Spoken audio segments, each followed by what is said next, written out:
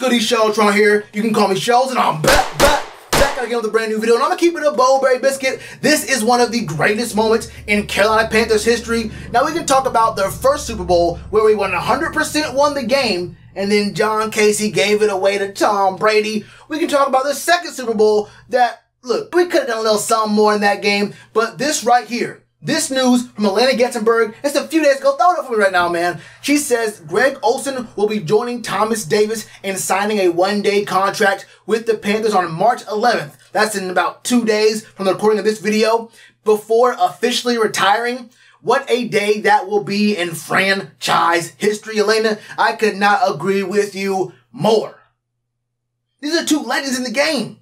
Greg Olsen and Thomas Davis Sr. aren't just Panthers legends. Greg Olsen was consistently considered one of the top 3, top 4 tight ends in the game for a long time.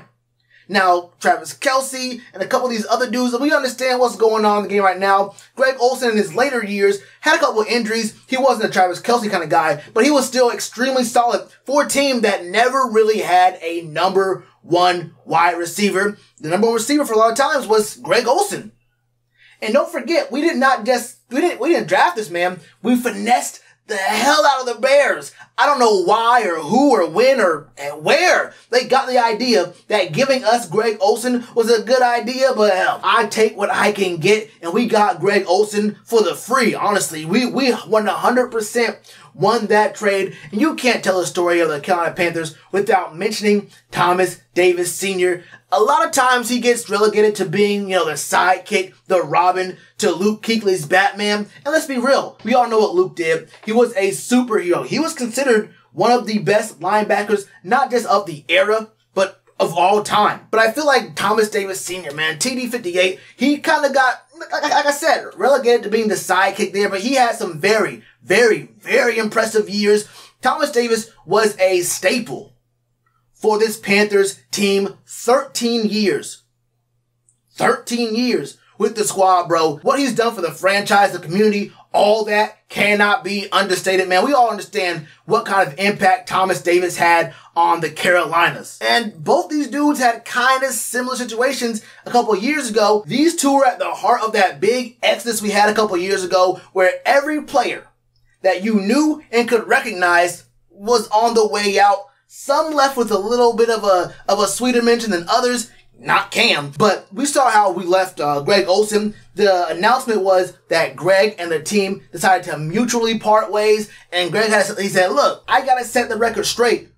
It wasn't a mutual departure. They just cold kicked me out. They said, it's not us, it's you, but they tried to make it so like it was a very friendly, buddy type thing. He said that ain't what it was. He made sure that everyone knew that what was going on in the front office, and maybe even with Dave and ownership, wasn't really what was being projected to the public. We know about Thomas Davis, man. I feel like with TD, it was kind of a similar situation, not so much in the public eye, but we both knew that, look, Greg was getting hurt every year. He was becoming injury prone. And when it came to Thomas Davis, it was kind of a similar situation there where he just got kicked out. But both these guys had several years where they were kind of getting hurt, slowing down in production. I think with Greg Olsen, we kind of let it slide for a little bit because he was Greg. But for TD, we all understood that, look, his last 2 years, things weren't shaking out the same way things were going along in his first 9, 10 years with us, you feel me? So it was about the time to leave, the time to cut and part ways with Thomas Davis. But it looked extra worse among all the Cam, the Luke, the Greg stuff going on. It just did not look right with Thomas Davis, bro. That's a really weird taste in your mouth. Like he had a lot more, or at least a little bit more to give. But I can't say that I was 100% like broken up about it. I wish it would happen under different circumstances, but we all understand Thomas Davis in his career was one of the best to do it. This is the dude who played 100% of the snaps in the Super Bowl with a broken arm. Now, did we lose that Super Bowl? Yeah, but that was mostly due to our O-line and Jericho Cowtree not getting the call from the refs. Let's move past that real quick, though. This man, Thomas Davis Sr., is an Iron Man. We won't speak on the suspension he got at the beginning of the 2018 season. It is what it is. Let's just move on from that. But still, Thomas Davis Sr. was the definition of strength, resilience and recovery, coming back through and always having that redemption arc, always playing through it. And the same obviously goes for Greg as well. These two dudes were rock solid their entire career, and their numbers prove it. These two were top 10, top 5 in a ton of different stats for career numbers for the Panthers records. Let's start with TD58. In his 13 years with the Panthers, he is 5th all-time in total games played at 176. He holds the franchise record for career tackles for the team at 789. He is actually 100 tackles up on Luke, which you probably think that they'd be neck and neck, but TD is 100 tackles up on Luke Kuechly. That's crazy to me. Look, he's 2nd in forced fumbles at 18. He's 4th in fumbles recovered at 11th. He's 4th in passes defended at 52. This man is 7th in interceptions at 13, which,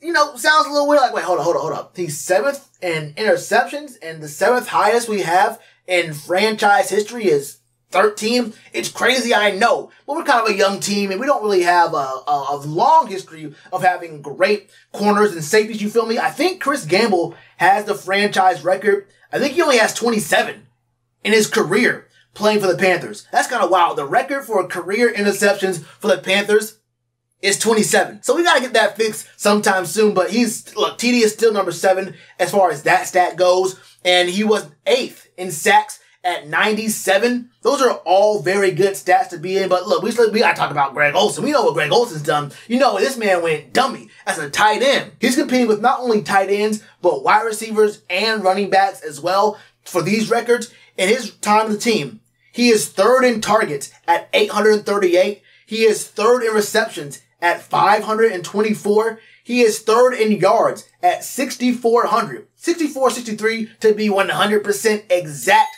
He is 4th in receiving touchdowns at 39, and he has 3 fumbles.